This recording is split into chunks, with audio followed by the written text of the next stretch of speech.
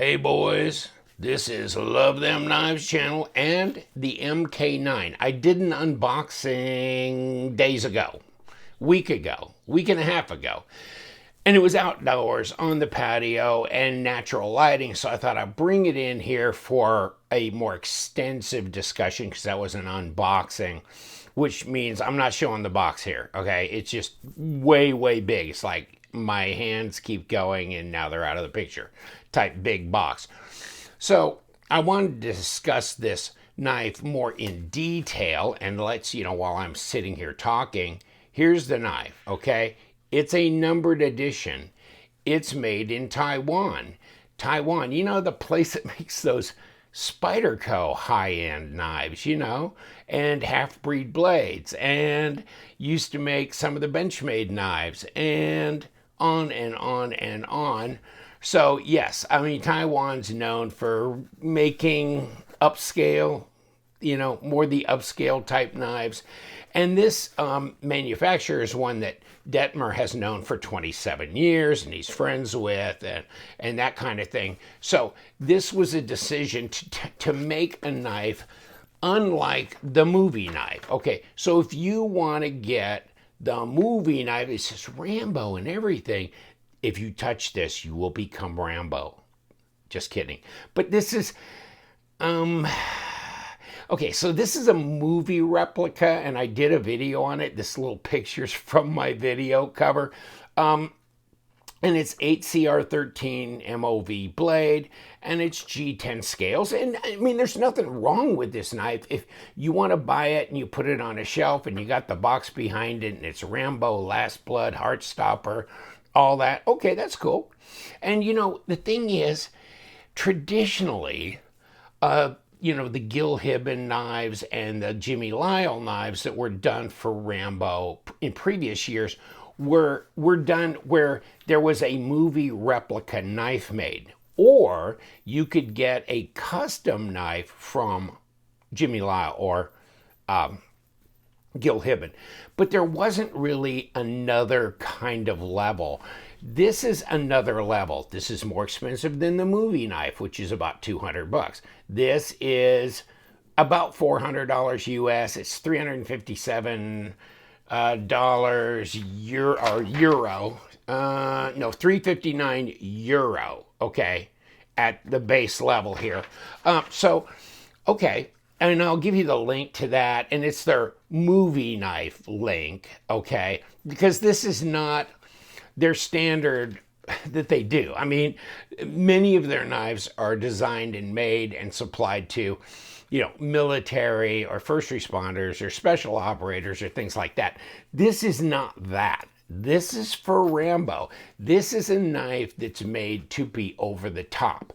This is a tactical knife, but it's one for a movie because it's bigger than life, and the movie's bigger than life, of course. And so this was made to fit that genre. And if you looked at the early knives that for Rambo 1, 2, 3, whatever, they were big, crazy, tactical looking knives, but they were there for that purpose. Okay. So, I believe that Dietmar was very honored to be chosen to follow those two individuals and be able to do the knife. Now, this is Dietmar when he's really young. He's in the middle, but who's to the right and to the left, You got Jimmy Lyle and you got Gil Hibben. So, it's weird, isn't it? Strange karma that he would have just happened to have had his picture taken with them, I don't know how many years ago, decades ago, and then all of a sudden, after 35 years for himself doing these things, be chosen to follow their footsteps in the Rambo, in the Rambo movie tradition, knife-making tradition, because the Rambo movies all had a tradition of knives being of interest, really cool designs and that kind of thing. And Dietmar's always been a fan, ever since the early 80s, of that Rambo genre. So, this kind of fulfilled a dream of his. This I like because it's really kind of a toned down knife, and it's not so commercial movie-ish. And it's made of higher end materials, okay? So unlike the handmade ones of this that were over $2,500 US, and the Lion Steel run of 300 that is basically $1,000 or more per knife, this one's not far off of, really in my mind, of the Lion Steel one. And here's why. They're still using micarta handles. This is a steel guard. The blade steel here is 9CR18 MOV, or 90CR18, however you want to designate that. Those are different designations for the same steel. But if you think about it, I mean, the one from Lion Steel was Nylox. And feel free to look those up. I did. I mean, I looked them up, and I'm not going to go through a long metallurgy thing with you, but Nylox, I mean, it can have some good, hard, wear-resistant carbides in there, more from the niobium than from the vanadium. But here, there's good wear resistance as well because there's vanadium in here as well. But also, it's got toughness because I think of the nickel and the manganese, and I'll correct myself down here if I'm wrong. But I mean, it's got almost 1% carbon, which is good. So that's 9.99 CR18, CR for chromium, 18%. Now, they were thinking about D2. Maybe we should do this affordable line of knives in D2. Well, here's the problem. The manufacturer goes, if you're going to do this bead blast here, then you're going to open the grain up on D2 for more corrosion opportunities. And so really, if you want to do this, you probably ought to go with a full stainless. So 9CR18, 18% chromium means, okay, you got a way more corrosion resistance if you're going to do this non-glare, tactical looking finish. So, okay. And you got 6mm thick blade stock here. So let me get my calipers out now. But I mean, you know, I had a couple comments about Taiwan. It's like, really? Seriously, dude? You know, tell all the people that love the high-end Spyderco knives about how bad Taiwan is. Or people buying cold steel knives, or, oh my God, whatever. So that was tough. Okay, so we got 1/4 inch, we got 6mm. Just think if this was all like M390. Not that I'd brag about M390 doing well with heat treat in production facilities overall, but I mean, what would you get? Like a 3-inch blade on like a paramilitary, a para 3. I mean, that would be like a dozen blades out of a blank this big. So that just doesn't make it affordable. And I don't think I want, well, yeah, I've got my own opinions about M390 and kind of how it's done in, in production anyhow. But no, I mean, it makes it nigh impossible to sharpen. So I like this. Good wear resistance. You can sharpen it, although in the blog I read, they're saying, yeah, I mean, some novices might have more difficulty sharpening this because it's a harder blade, but it's also got toughness. So, yeah, I mean, they're saying it's great for outdoor knives. And of course, they cited the Civivi Praxis and some other Civivi knives, which are made by We Knife Company. And I love the Civivi knives, and I'm big on the 9CR18 that they're using. I think it works really well. So, great knife, tough knife, 15 inches overall. Hold on, get over here. So, I mean, you know, people spout off about stuff and then you go, do you really know anything about the steel? Or are you just throwing out a 3-word criticism? 9-inch blade, 15 inches overall.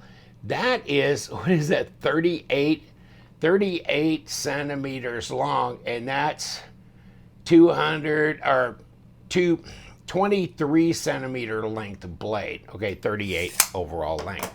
So yeah, it's thick, it's big, and it's heavy too. Okay, it's like 1 pound 4 ounces, and we'll do that weight here in a minute. And you can get it with, if you saw this thing, you can get it with this zipper pouch, or you can get the zipper pouch in black, and then you can get the Kydex sheath, which I got both. So, and I had a picture of the kind of presentation box packaging they do with their knives when they go overseas. But I didn't get that kind of packaging because I got both sheaths. And so therefore, and this is the Kydex one, which I believe is made in Spain, okay? And then of course the leather sheath is also made in Taiwan, and it's got a leg strap with it. Throw the packaging over there. And guess who signed the back? So, I mean, that's nice. It smells like leather. It's leather. It's a nice quality sheath. You know, it's just in so many ways better than the movie knife for me. And really, as an enthusiast, then I really want a knife that I think is actually an operational knife, not just a show knife. And this is a real knife. I mean, a real operational knife. It's full tang. We'll take it apart too. You could take the scales right off of here and see underneath, and we will. Hold on. Give me a piece of paper, damn it. I mean, you know, you don't expect that with big field knives when they can cut like that. That's a hell of a good edge on there. So, yeah, it's sharp, believe me. And I've been tempted to take it out in the yard or find something somewhere to go chopping on. So far, no, I haven't taken advantage of that opportunity or looked for the opportunity, but God only knows when I get in the mood. I like the ergos on it. I like the sub-hilt hookup. I mean, it's got good grip on it. I like the micarta. You know, I like the way this is put together. It's easy to disassemble these scales off of here and pop that all apart. Let me see. Nice symmetrical plunge. I mean, everything about it looks pretty damn well done. And yeah, it's even sharp up here. Yes, it is. So it's a hell of a tactical looking blade. And so, I mean, there's another knife, of course, to the movie is the MK8, which actually I was talking to my buddy in Sweden about both knives, and he prefers this one. So, I mean, the good thing is, you know, there's two different knives, very distinctly different for this movie. And so, you know, you can either collect both of them or one of them. This will also be available on the CNC² production run, which is 1,250 knives? Something like that, 1,200, 1,250. And so this is interesting as well. Now, this is my favorite of the two, but I don't know. I haven't ever had this one in my hand. This looks very intriguing as well, so we'll see. Oh my God, doesn't this look, this is hardened. And he actually, in his email to me, talked about, you know, how they made sure this was a hardened end. So, yeah, I mean, yeah, it can be, it can definitely be used as a real knife. It's not just a shelf sitter, that's for sure. That was the whole point of him doing this run with Pohl Force on it, as opposed to Rambo movie replica, which is okay in itself. It's just depending on, you know, what your tastes are. And this one is a toned down, more sophisticated, higher quality knife. And I like it, I really do. Of course, with my knife, I got this. This is movie knives, etc. It gives a little bit of bio here, and then MK8, MK9, and then the certificate of authenticity, etc., etc. But I mean, yeah, for me, this is not going to be a user. I'm not going to take this camping, hunting, whatever. No, this is going to be a collectible, okay? Just like my Mac V SOG from Bark River, just like my Gemini Light Brigade from Bussy, just like my Carruthers FK2. I know. I mean, you could use them. They're usable knives. But, you know, it's just hard. Even my Wilderness Explorer that I got from Bark, yeah, I mean, so I'm going to take me one of those, you know, an SE knife or something probably made out of 1095 or something like that out if I'm going to use a knife, or a D2 thing or something like that, you know, maybe from QSP or Kubi or something. I know it sounds crazy, but this, I just, you know, this is tactical. This is not really a good field knife situation, and not one I really want to use. I'd rather keep it nice and have it as a collectible to admire, you know. So maybe it'll be one of my shelf setters. But, I mean, it's nice to have like this because you've got the certificate of authenticity. You've got pictures of Dietmar on the movie set, you know, in Bulgaria. So, I mean, that's kind of interesting as well, right? No, that's not his house. That's Bulgaria. But here he is with the knife itself. And, you know, 35 years doing what he's doing. He's doing something right. He's very honored to be able to do this. And let me look inside here. I'll show you inside. I think I may have unzipped this on my unboxing. Okay.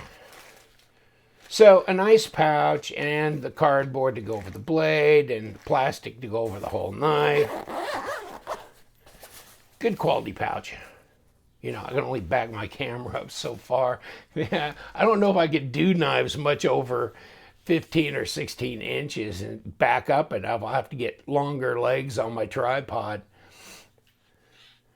Fit and finish on this knife seems just fine. I mean, this is obviously like either bead blast. I mean, I guess it's all bead blasted through here, and this seems like a bead blast finish. And of course, let me pull my magnet off of here. There is steel, okay? And so, but this is full tang all the way down, and the guard itself is steel as well. So I was attempting to take this knife apart, and I started on the front here, and I couldn't turn it. So just make note, if you're gonna disassemble, be careful, because this will come off fine on the back, but not on the front. And there's a reason for that, and I'll show you, okay? I can see a little bit of blue. Let me put this down here. A little bit of blue thread locker on there. Maybe just keep it from coming apart on its own. And then here's the micarta. Okay, and then the little groove in here to accommodate the lanyard, which is obviously run through here and then braided up on the end, which is nice. I kind of like that. Here's the pin they push in here to keep that guard secure. Nothing's moving there. And then you push these back through. Check this out. Push this one back through too. Okay, so those are your two on that side, and this comes right off. So they didn't use a bunch of epoxy. They didn't, you know, put the hammer down for that. They left it to where, you know, maybe you could go without if you wanted, cord wrap this or do whatever. And you can see where the sub hilt is attached here. Okay, but otherwise full tang all the way out. Of course, weight relieved a little bit in here, which is fine. But if you will notice, see that D shape? So when you're coming from the front, like here's where it says Pohl Force, right? So this is the presentation side. Note that this has a D shape on it. So this is not going to turn.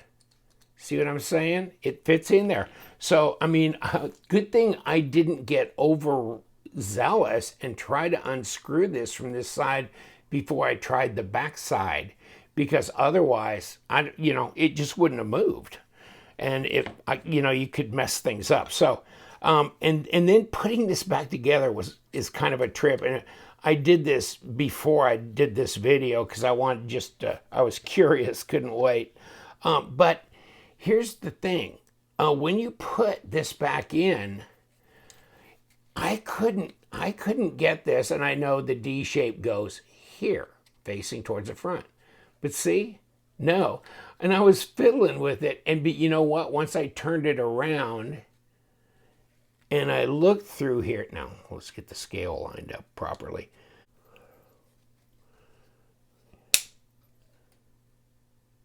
Bingo. Yeah, it's a little weird trying to line it up at first, but you just got to kind of feel it and see, you know, should run just about right there and go through. But sometimes you got to look at the back and see where that's lining up.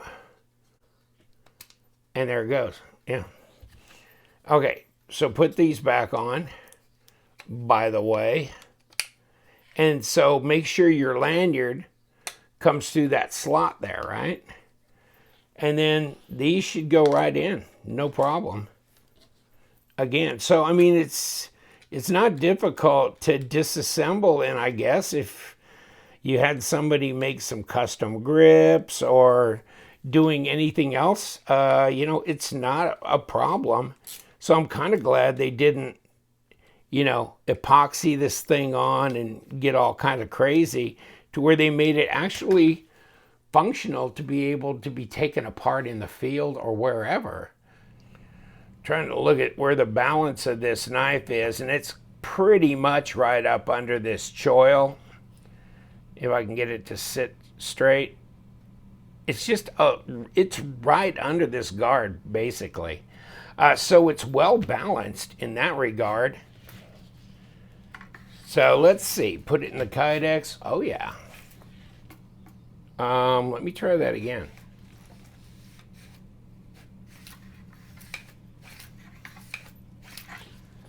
Very smooth. So check the Kydex sheath, look inside. And the reason it's so quiet going in and out is because there's material in here, as you can see, to keep it from rattling around or doing whatever or making a lot of noise. So he was saying that in his email to me, that he has made it to where this is very quiet going in and out of this sheath.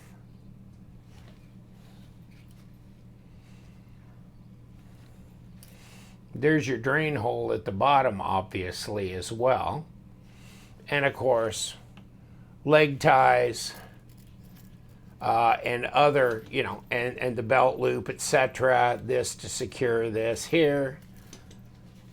So this might be a thought as well. Probably, obviously, a more practical all-weather solution than the leather sheath. And by the way, this is what it looks like in the leather sheath. I almost didn't do this. And yeah, this is interesting. I knew I was going to get called out. Hey, you didn't put it in the leather sheath. And boy, this is the first time in too. Ooh, it's tight. But she will. Okay. Let's get it. Okay. We got it. Of course, you know, the leather sheath here, and you got the leg tie. So it slides through here and goes around your leg, etc. That kind of thing. So, you know, I liked both ideas, and I thought, you know, in for a penny, in for a pound. I might as well get both sheaths, and that way I've got them. And I think that kind of completes the whole ensemble here with the knife. Check it out again. Here you go, U.S. patent. Nothing there. This is number 61. And of course, Dietmar Pohl. Insignia there. Good looking knife. It's big. It's a bit heavy. But hey, for what you know, it was made intentionally to be a big presence on camera in the movie Rambo. Okay, it's not made for you know, special forces, military, etc. So for what it is, yeah, and it's functional, and it's sharp, and it's durable. And you know what? They had to balance a lot of things in the equation to decide, hey, I mean, how do we keep the cost reasonable and yet make a good quality, usable, you know, last blood knife, Rambo knife? And this was their answer to that. Unfortunately, the other Rambo knives that came out were movie replicas, and that was it. I mean, there was no kind of middle ground between a pure custom and the replica for you to be able to go. And that's almost too bad, really. But this was a great idea, I believe. And so, you know, this is not for everybody, but if you're into Rambo Last Blood, if you're into the Rambo series and you collect the Rambo knives, not only the movie replica, but I think this is definitely a knife you should consider getting as well and adding to the group. I'm going to let you go. Thank you so much. We love them knives. Where does it say that? Hey, subscribe to my channel, and you know what they say, stay sharp.